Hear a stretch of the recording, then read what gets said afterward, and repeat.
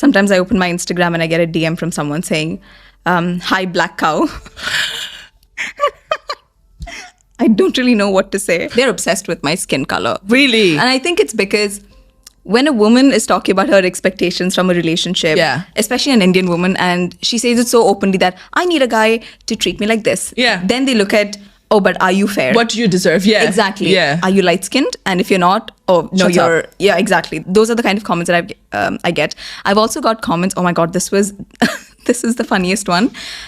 There was this one guy who commented on my video saying, oh, she's dark-skinned, she's black, so she's one of the leftovers. So I have no idea how she has the balls to talk about her. They literally called me a leftover. And I was so shocked by it, but it's just a part of social media, right? Hey. What can you do? Please, I don't get the colorism thing because I also got it. Like, for me, I got it from someone who sent me a DM being like, you should use this, and this because I feel like you are probably fair, but you don't know how to take care of your skin. And I was like, it's not even a hate comment. It's like she's trying to help. I know. That's even worse when they're just trying to help you. It's worse. Yeah. But this is horrible. And it's all internalized colonialism at the end of the day, right? That's what us brown people do. We chase the white skin. Yeah, exactly. That is annoying that they say this to you. Does it get to you? You know, before I go to sleep tonight, I just want to say one thing. Throughout my journey, and I'm on about my journey from a very young age, there has been one community that has helped me, that has educated me and made me grow into the man I am today. And that is the black community. And I'm sorry for being so vague in saying the black community.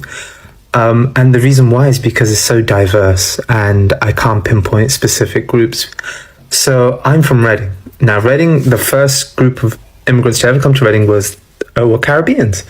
And one thing that the Caribbeans did from a very young age was they created, along with other African members, they created the Pan-African Society, which was after-school curriculums built for black students because they were getting neglected by the education system.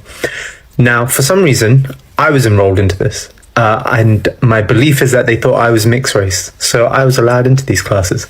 There I learned a lot. I was bumped up in the English language, but also they taught me a lot about history, about Malcolm X, Martin Luther King Jr., about Black Panthers, about Assata Shakur, all these amazing things. And that helped me, grow, and that helped me learn.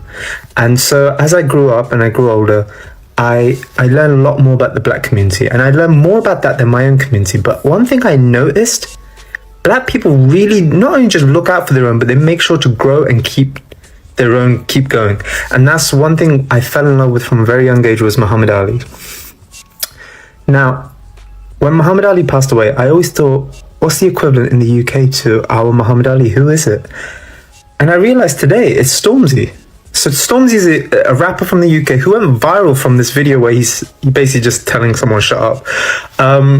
But I noticed one thing, when he became famous, he didn't just like become rich and famous and just brag about it. He built a production company, he built a book publishing thing, which he's helping and pushing for people of color to like get their books published. He also funded so many black students to go to Oxford University.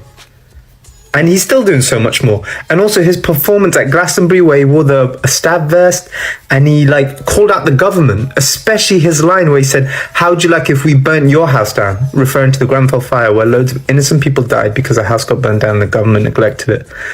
And the reason why I'm making this video is I would like to appreciate and just let the black community know that you guys have done so much for me. Because there's no one from my community.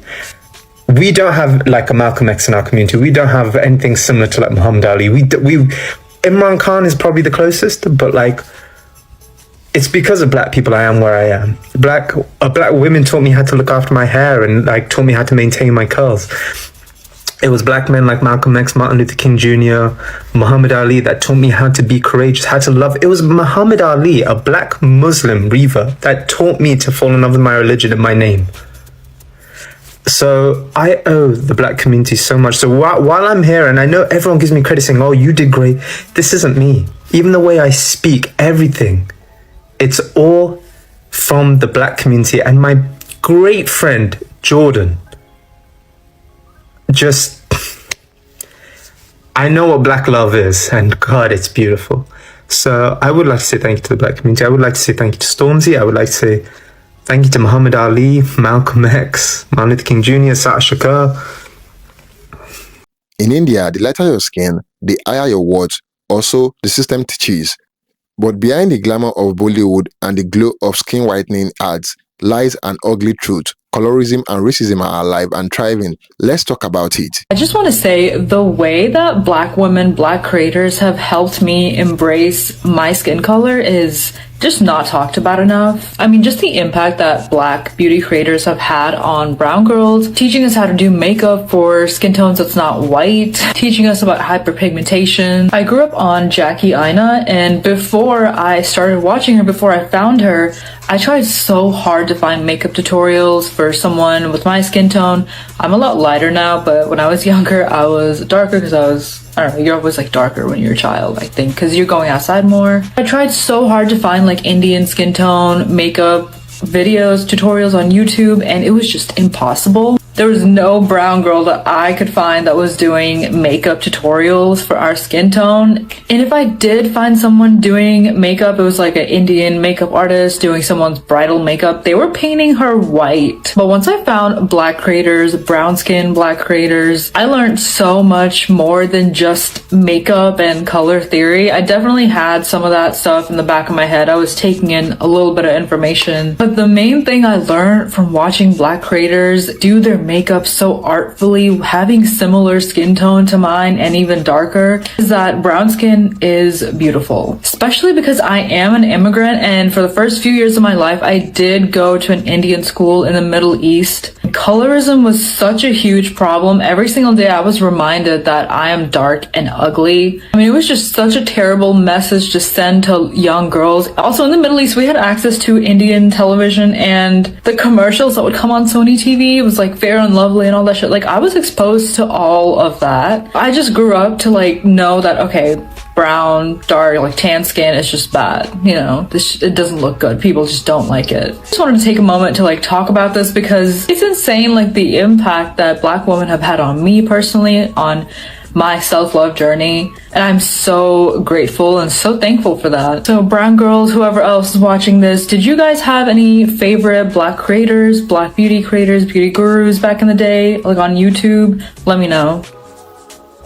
Here's how I started getting comfortable with my dark skin. Like every other dark skinned girl, I too used to hate my skin color. I just used to feel very uncomfortable with it until I met Sean. So to those of you who don't know, Sean Romy is this really beautiful model. So when I was about 16 years old, I dropped her a DM and asked if we could collaborate on a shoot. And when I met her for the first time, I was shocked at how someone could look so beautiful. She had this rich, dusky skin tone, and the first thing I told my mom was, did you see her skin color? So beautiful. And my mom's response to that was, what are you talking about? You're literally the same skin color. And holy shit, that actually changed everything. Because up until then, I never saw my skin as pretty. I just had a very negative attitude towards it. But then I saw the way that she carried herself, and it was like a switch in my mind at that point. From then on, I made it a point to stop talking negatively about my skin. If you don't hear a light-skinned person making fun of themselves, you don't need to do the same. Now, this was about 8 years ago. And since then, I started traveling a lot, and every single time I traveled, I swear to you, I would get complimented by strangers on the street for my skin color, something that would have never ever happened in India. I no longer shy away from wearing bright colors. In fact, white is one of my favorite colors to wear. I just think it looks so beautiful on my skin. And the biggest thing that I learned from this is that when you completely accept yourself and you're confident, you can also inspire people to accept themselves. I swear to you, dark skin is so beautiful. And it's so sad that we are taught to not embrace it or to shy away from colors, when in reality, it is so beautiful. If you're a dark skinned girl and you struggle with it, so many people would die for your skin color. I was on the other side of hating my skin color, and now it's literally one of the favorite. Not just race. People of color can be both oppressed and settlers at the same time, depending on the context.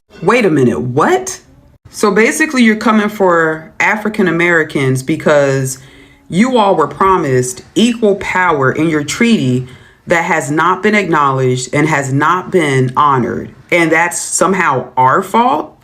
This content creator made a video essentially saying that Black people benefit from colonialism. Ain't that some bullshit?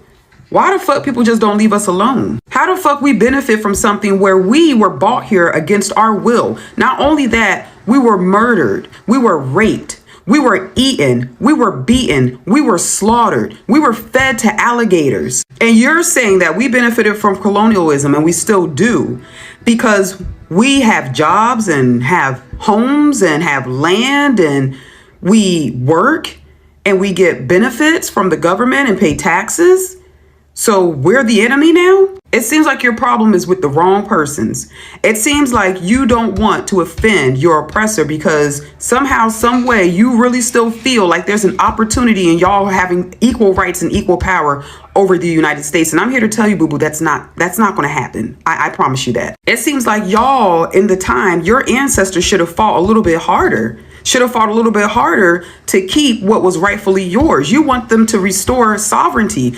That doesn't have to be restored if y'all just fought a little harder. Don't you think so? Now you see how crazy that sounds when your ancestors were beaten, raped, murdered, and things were stolen from them? Kind of sounds familiar, doesn't it? We were taken from West Africa and our land was taken over.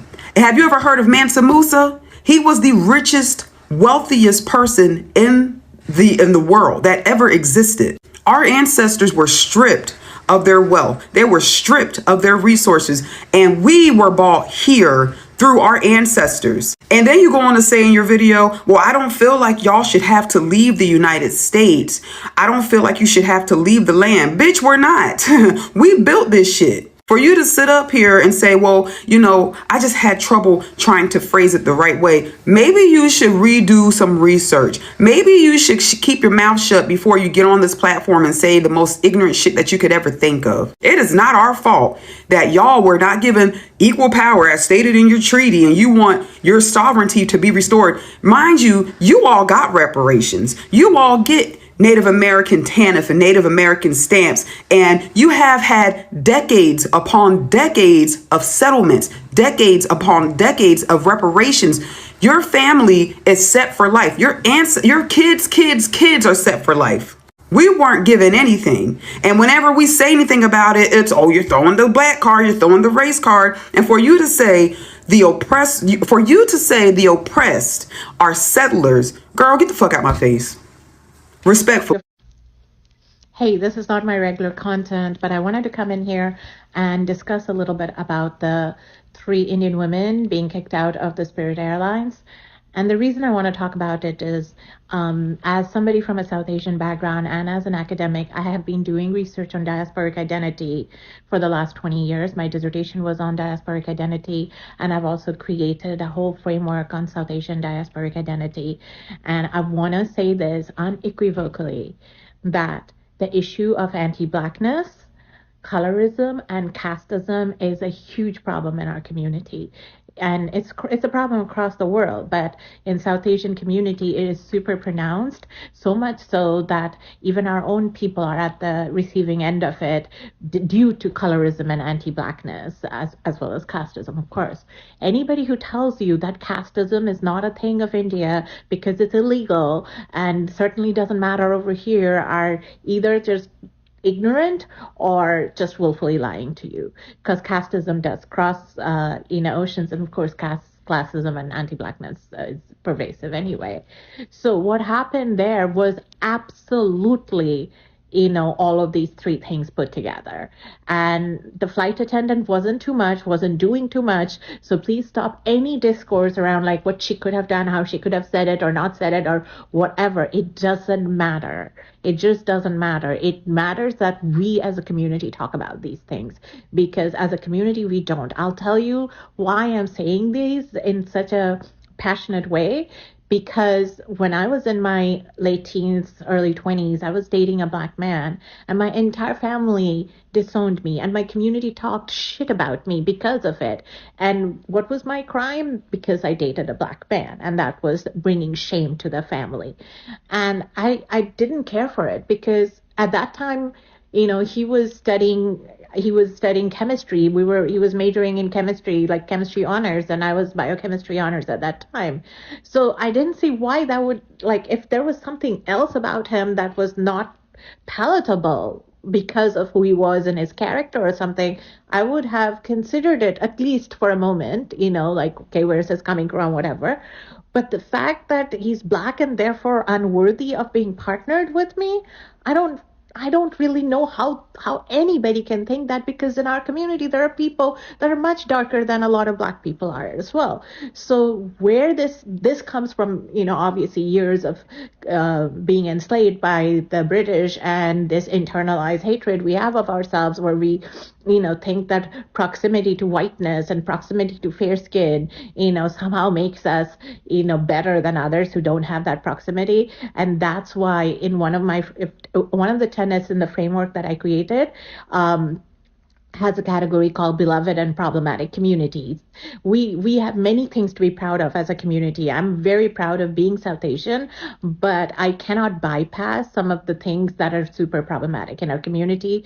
And I'm just making this video to just join the forces that are calling out of everybody that is, supporting any of one of these three Indian women, and anybody who harbors these thinking that we can treat people, especially black women, this way, is something that we should none of us should stand for that. And all of us should come out and say that, because the violence against black women from other communities of color, and as well as from dominant communities, is a lot. And we don't need to pile on and be more of an agent of creating pain for black women. So that's all I wanted to say. Thank you for listening. So by now we've all seen that video of that South Asian woman screaming the N-word at the top of her lungs. She said the word like 9 times in the matter of 60 seconds. As a South Asian myself, I watched that video and I was disgusted, but I was not surprised. Because if you're South Asian, you know at least one person in your vicinity or like outer circle that happily says the N-word like it's their God-given right. And those are the type of people, if you ever try to confront them, they will do everything but take responsibility. I remember one time at a family function, I was trying to tell somebody that they shouldn't be saying the N-word. They then made up a rumor about me and spread it throughout the whole community. So I'm not gonna lie, ever since then, I've always stayed away from people like that, but I do feel like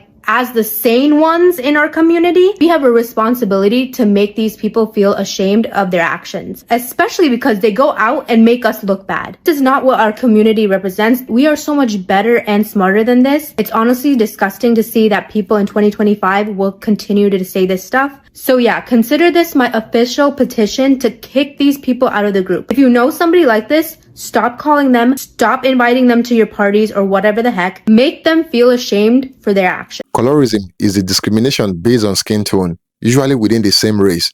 And in India, it is deeply rooted. From the time you are born, dark skin is seen as flaw, something to fix, bleach, or hide. It shows up everywhere: marriage ads, movie casting, job interviews, and even in the way mothers treat their own daughters. And yes, it is mostly aimed at women. India's skin whitening industry is worth over $500 million. Products like Fair and Lovely, now rebranded to seem less offensive, have convinced generation that light skin equals success. But what is worse, they are marketed with fake science and psychological manipulation. And it is not just India. This is global anti-blackness in disguise. Here is the irony. In a nation full of brown people, racism still thrives. African students in India report violence and abuse. Northeastern Indians are called Chinese and face brutal discrimination. And dark-skinned Indians from the south or tribal regions often treated as less than human. Why? Because colonization taught Indians to worship whiteness and fear anything darker. And that trauma never got healed. It got passed down. Bollywood has played a huge role in keeping colorism alive. Most leading stars are light-skinned, darker actors, typecast as thugs, servants, or comic relief. And when a dark-skinned person does make it big, they are either constantly compared to fair-skinned peers or praised for being bold enough to embrace their skin, as if that is rebellion. In Indian families, especially for women, your skin can decide your future. Darker skin are told they are not married material. Lighter skin equals better dowries, better proposals, and more respect. Even in corporate offices, lighter skin candidates are favored, regardless of skill. This is not preference, it is discrimination. Colorism did not come out of nowhere. The caste system taught Indians to divide by birth. Then the British reinforced those divisions, linking light skin to power, purity, and prestige. The result? A country still trying to scrub itself lighter, psychologically, economically, and literally. But change is coming, from both campaigns like Dark is Beautiful to new films challenging stereotypes. The next generation is fighting back. artists, influencers, and ordinary citizens are reclaiming beauty on their term. And finally, the conversation is shifting. Colorism is not just an Indian problem. It is a colonial cause and a global disease.